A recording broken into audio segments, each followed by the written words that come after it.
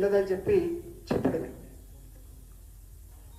ఇవాళ ఈ సంవత్సరం బడ్జెట్ ప్రవేశపెడుతూ 2024-2025 సంవత్సరానికి బడ్జెట్ అంచనాలు 2,75,891 కోట్ల రూపాయలు.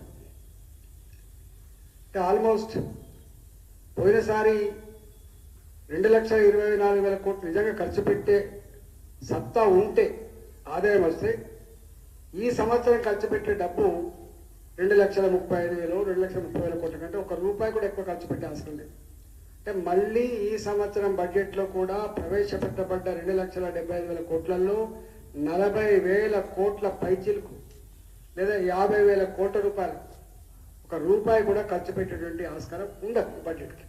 దానికి ఆ సత్తా లేదు. కానీ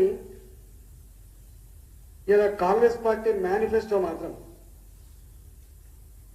5 లక్షల కోట్ల రూపాయలు ఖర్చు పెడితే కానీ అది అమలు కానిటువంటి హామీలు అయితే ఉన్నాయి.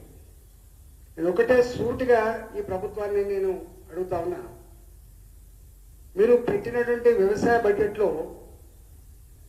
19,000 కోట్లు మాత్రమే పెట్టినట్టున్నది.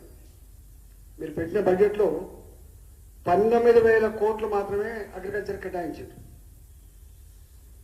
అంటే మీరు రైతు బంధు కానీ ఈవెన్ కౌలు రైతాంగానికి కూడా సంవత్సరానికి 12,000 రూపాయలు ఇచ్చే విషయం కానీ, రైతులు పండించిన ధాన్యానికి 500 రూపాయలు క్వింటాల్కి ఎక్కువ ఇచ్చేటువంటి అంశం కానీ, ఇట్లా గతంలో 21,000 కోట్ల రూపాయలు కేటాయిస్తేనే రైతులకు ఇచ్చే రైతు బంధు సంపూర్ణంగా అమలు చేయకపోయినప్పుడు మరి మీరు రైతు బంధు అమలు చేయాలి, కౌలు రైతులకు సంవత్సరానికి 12,000 రూపాయలు ఇవ్వాలి, ఎకరానికి 10,000 రూపాయలు చేయాలో 15,000 రూపాయలు ఇవ్వాలి, అన్నిటికీ మిక్కిలి 2 లక్షల రూపాయలు రుణమాఫీ రైతాంగానికి ఎట్ ఏ టైం 2 లక్షల లోపు రుణమాఫీ చేస్తా ఉన్న 34,000 కోట్ల రూపాయలు ఈ సంవత్సరం ఉంటుందా లేదా? వారు ఒక మాటలో తప్పించుకునే ప్రయత్నం చేశారు. మేము ప్రాసెస్లో ఉన్నాం, గుర్తించడం ప్రాసెస్ చేయడం 1 నెల రోజులు అయితే రోజు 2 నెలలు అయితే కావచ్చు. కానీ ఈ సంవత్సరం బడ్జెట్లో అంటే ₹1 కూడా కేటాయించలేదంటే రైతులకు మీరిచ్చిన మేనిఫెస్టోలో రాసుకున్న 2 లక్షల రూపాయల రుణమాఫీ ఇది అబద్ధం తప్ప, ఇది ఉత్సాహాన్ని తప్ప ఈ సంవత్సరం ఇది అమలు కాదని చెప్పి దీన్ని బట్టి అర్థమవుతాం. రెండవది మహిళలకి ఒక్కొక్క మహిళకి 2,500 రూపాయలు ఇస్తామని చెప్పినారు. నిరుద్యోగులకేమో 4,000 రూపాయలు నిరుద్యోగ భృతి ఇస్తామని చెప్పినారు. ఈవెల్ సోషల్ పెన్షన్ కూడా వృద్ధులకు ఇచ్చేటివి కానీ విడోస్కి ఇచ్చే పెన్షన్ కానీ 4,000 రూపాయలు చేస్తామని చెప్పినారు. అదేవిధంగా హ్యాండిక్యాప్డ్ వాళ్ళకు 6,000 రూపాయలు ఇస్తారని చెప్పారు. వీటన్నిటికీ ఎక్కడ కూడా నిధులు కేటాయించలేదు. ఏదో అంకెలు చూపించింది తప్ప కొంత ఎక్కడ కూడా లేదు. నేను ఒకటే కోరుతున్నా, మహిళలకి ఏదో ఒక బస్ కిరాయిలు బస్సులలో ఉచిత ప్రయాణం అని చెప్పి ఉరిడించింది తప్ప మహిళలకు రావాల్సిన 2,500 రూపాయల నెలకు వృత్తి కానీ, మహిళలకు రావాల్సినటువంటి 500 రూపాయల గ్యాస్ సిలిండర్లు కానీ, మహిళలకు వాళ్ళ పిల్లలకి మ్యారేజ్ అయినప్పుడు 1,00,000 రూపాయలు ఇచ్చేటువంటి కళ్యాణ లక్ష్మి లేదా షాదీ ముబారక్ అదనంగా 10 గ్రాముల బంగారం 40,000 50,000 రూపాయల బంగారం కానీ వాటికి ఎక్కడ కూడా మహిళలకు ఆ నిధులు కేటాయించలేదు. మరి కాంగ్రెస్ పార్టీ ఈ ప్రభుత్వం మేము ఇచ్చిన హామీలు తూచా తప్పకుండా అమలు చేస్తామని చెప్పినటువంటి కాంగ్రెస్ ప్రభుత్వం మరి మొట్టమొదటిగా మహిళలకు మరి మోసం చేస్తుందా, మరి మహిళలకి మొండి చేసి చూపిస్తుందా, వాళ్ళకు అమలు చేస్తుందా? ఈ బడ్జెట్లో మాత్రం ఎక్కడ కనపడలేదు. మూడవది, నిరుద్యోగులకి 4,000 రూపాయల వృత్తి అయితే ఉండడో ఈ బడ్జెట్లో ఎక్కడ కూడా ప్రస్తావన తీసుకురాలి. నిరుద్యోగులు ఎవరై ఉంటారు, ఎక్కడి వరకు చదివిన వాళ్ళే ఉంటారు, ఏ వయసు వరకు ఇస్తారు, ఏ విధి విధానాలు లేవు ఇప్పటి వరకు. వాళ్ళ గురించే ప్రస్తావన అయితే లేదు. కానీ ఏదో నిరుద్యోగులకు ఉద్యోగ కల్పన కోసం ప్రయత్నం చేస్తామని మాత్రం చెప్తున్నారు. ఇదంతా మరి నవ్వులాట పాలు తప్ప, ప్రజలు నవ్వుకునే పరిస్థితి తప్ప ఈ బడ్జెట్ చూస్తే వాళ్ళ ఆశలు నెరవేరుతున్న నమ్మకం మాత్రం లేదు. మూడవది, వీళ్ళ మేనిఫెస్టోలో ఒక 66 అంశాలు ప్రస్తావించారు. 66 అంశాలు ప్రస్తావించారు. వెనుకబడిన తరగతులకు బీసీ సబ్ ప్లాన్ అమలు చేస్తాం, ప్రతి సంవత్సరం 20,000 కోట్ల రూపాయలు చొప్పున 52% ఉన్న బీసీ ప్రజానికానికి ప్రతి సంవత్సరం 20,000 రూపాయలకు చొప్పున 5 సంవత్సరాలు కలిపి 1,00,000 కోట్ల రూపాయలు ఖర్చు పెట్టాలని చెప్పారు. నాకు తెలిసి ఇవాళ ఈ బడ్జెట్లో పెట్టింది కేవలం 8,000 కోట్ల రూపాయలు పెట్టిండు.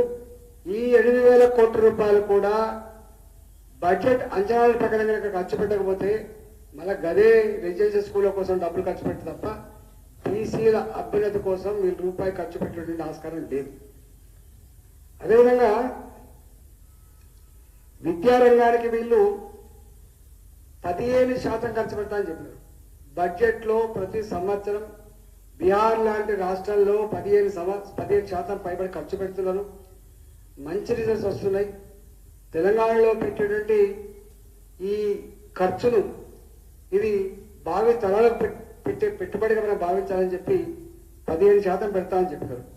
కానీ ఇక్కడ 7% కంటే నాకు తెలిసి విద్యలో పెట్టేటువంటి ఈ ఎక్స్పెండిచర్ జీతభత్యాలకే సరిపోతుంది తప్ప పెద్ద క్యాపిటల్ ఎక్స్పెండిచర్ కానీ విశ్వవిద్యాలయాలకు సంస్కరణలు కానీ విద్యారంగంలో గొప్ప మార్పులు వస్తాయనేటువంటి భావన మాత్రం లేదు. అదేవిధంగా వీళ్ళు బస్సులు మహిళలకు ఉచితంగా కేటాయించిన తర్వాత వాళ్ళ బస్సులలో ఆర్టీసీ బస్సులలో మహిళలకు ఉచిత ప్రయాణం కేటాయించిన తర్వాత గ్రామీణ ప్రాంతాల్లో చదువుకున్న యువకులు ఈ ఆటోలు నడుపుకొని బతికే పరిస్థితి. పాపం వాళ్ళకి ఉపాధి లేక వాళ్ళు కిరోసిన్ పోసుకొని చనిపోతా అని చెప్పి మాట్లాడడం, వాళ్లకు ఇప్పటిదాకా అన్నం పెట్టిన ఆటోలకే నిప్పు పెట్టి ముఖ్యమంత్రి గారి కార్యాలయం ముందే దాన్ని దహనం చేసే సందర్భం మనం చూసాం. కాబట్టి వాళ్ళ ఉపాధి పోయిందని చెప్పి మొత్తం గ్రామీణ ప్రాంతాల్లో ఆటోలన్నీ కూడా ఆకర్షిస్తున్న సందర్భం. కాబట్టి మరి వాళ్ళు మేనిఫెస్టోలో పెట్టింది ప్రతి ఆటో డ్రైవర్కు సంవత్సరానికి 12,000 ఆర్థిక సాయం అందిస్తామని చెప్పారు. మరి మీరు ప్రవేశపెట్టినటువంటి ఈ మహిళలకు ఉచిత బస్ ప్రయాణం వల్ల ఆటో డ్రైవర్ల కుటుంబాల బతుకుల్లో ఇవాళ మట్టిపడ్డది. కాబట్టి వాళ్ళు అన్నమో రామచంద్ర అని చెప్పి అడకతిని పరిస్థితి వచ్చింది. కాబట్టి మీరు మీ మేనిఫెస్టోలో పెట్టినట్టుగా సంవత్సరానికి ఆటో డ్రైవర్కి 12,000 రూపాయల వృత్తి ఏదైతే ఇస్తారని చెప్పినో దాన్ని ఈ బడ్జెట్ ఎక్కడ కేటాయించలేదు. వెంటనే కేటాయించాలని చెప్పి నేను డిమాండ్ చేస్తా ఉన్నా ఈ ప్రభుత్వాన్ని. అదేవిధంగా గ్రామీణ ప్రాంతాలలో ఎన్ని డబ్బులు వచ్చినా కూడా కుటుంబాలకు పత్తేర పోయి కలుపుకు పోయి నాటకు పోయి ఉపాధి హామీ పనికిపోయి ఆటో నడుపుకొని వచ్చి పంటలు పండించిన పైసలు తెచ్చుకున్నా రైతు బంధు పైసలు వచ్చినా బరకత్తు లేకుండా అన్ని ఖర్చు అయిపోతున్నాయని చెప్పి మాట్లాడుతారు.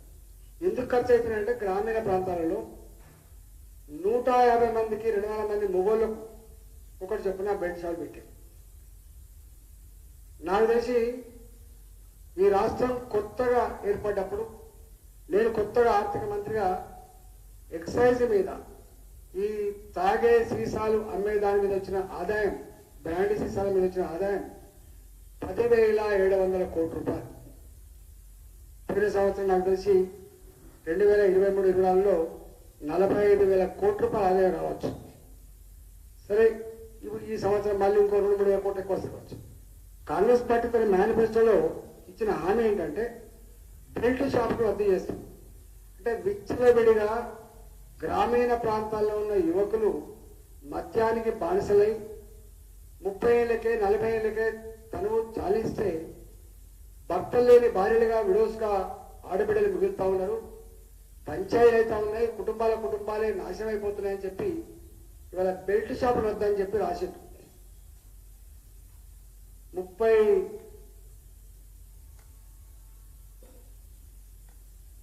బెల్ట్ షాపుల రద్దు అని చెప్పి రాసిండ్రు. మరి ఈ ప్రభుత్వం బెల్ట్ షాపులు రద్దు చేస్తుందా లేదా ప్రజలకు చెప్పాల్సిన బాధ్యత ఉందని చెప్పి ఈ సందర్భంగా నేను మనవి చేస్తా ఉన్నా. అదేవిధంగా మహిళా గ్రూపులకి 10 లక్షల రూపాయల లోపు పావులా వడ్డీ రుణాలు అందిస్తా అని చెప్పినారు. ఎవరు ఇచ్చినా ఇవ్వకపోయినా, వేరే వాళ్ళు పట్టించుకోకపోయినా మహిళలకు మాత్రం 10 లక్షల రూపాయల లోపు మేము పావులా వడ్డీ రుణాలు ఇస్తా అని చెప్పినారు. మరి దానికి సంబంధించిన ఎక్కడ కూడా ఈ మేనిఫెస్టోలో కనపడలే. అదేవిధంగా దళితులకి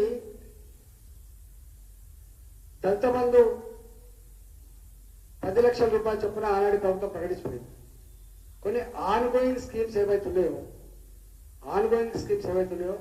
మరి వాటిని అమలు చేస్తారా లేదా, మరి దళితుల పట్ల ఈ ప్రభుత్వానికి కనీసం ఉందా లేదా, కనీసం ఈ దళిత సప్లై నిధులకెళ్ళినా ఇస్తారా లేదా ఇంతవరకు ఇక్కడ చెప్పలేదు. వారు మాత్రమే మరి 17,000 కోట్ల రూపాయలు బడ్జెట్లో దళిత బంధు అమలు చేస్తా అని చెప్పి పెట్టినారు. కానీ ₹1 కూడా కేటాయించాలని చెప్పినారు. మరి ఈ ప్రభుత్వం దళిత కుటుంబాలకు 15 లక్షల రూపాయలు చొప్పున దళిత బంధు ఇచ్చే ఆస్కారం ఉందా లేదా ఇక్కడ చెప్పలేదు. బడ్జెట్లో ఎక్కడ కేటాయింపులు లేవు.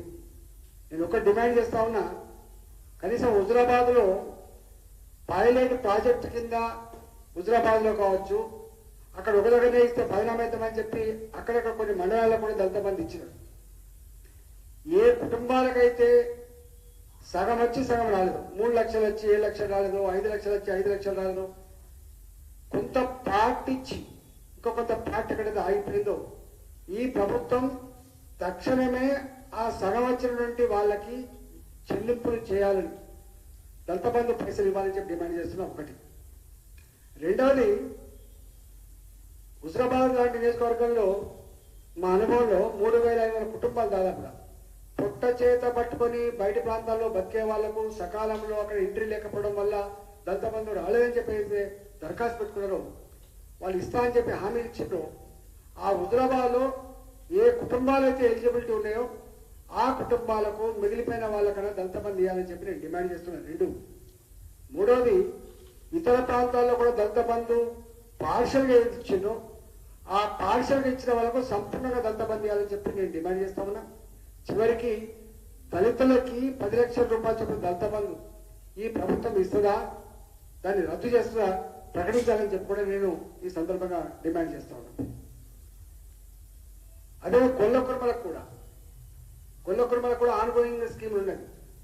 1,20,000 రూపాయలు ఫస్ట్ టర్మ్ స్కీమ్ ఉండే, ఆ తదుపరి 1,75,000 రూపాయలు చేసిండ్రు. వీళ్ళేమో 2 లక్షల రూపాయలు పెంచుతా అని చెప్పారు.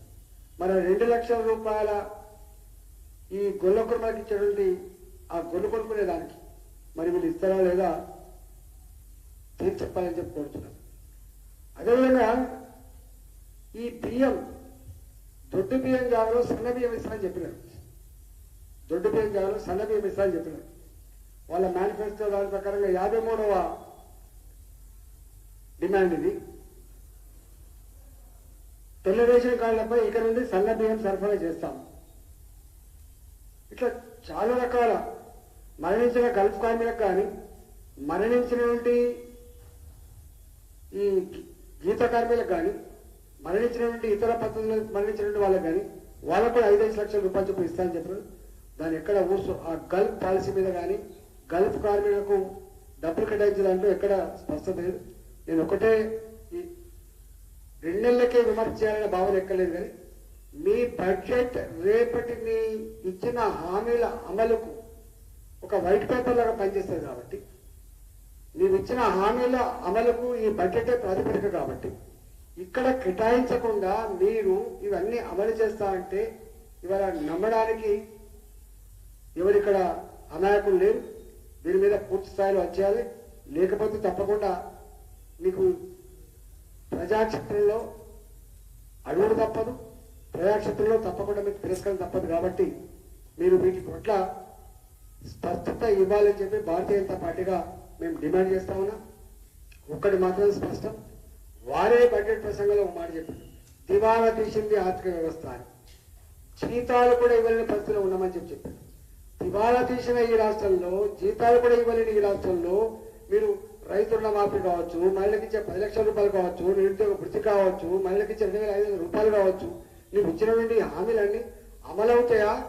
ఎట్లా అమలవుతాయి? దీని మీద నేను మాజీ ఆర్థిక మంత్రిగా నాకే అర్థమైతే లేదు, సామాన్యులకైతే అసలే అర్థమయ్యే ఆస్కారం లేదు. కాబట్టి దీనిలో మరింత స్పష్టత కాంగ్రెస్ పార్టీ ఇవ్వాల్సిన బాధ్యత ఉందని ఈ సందర్భంగా నేను డిమాండ్ చేస్తాను.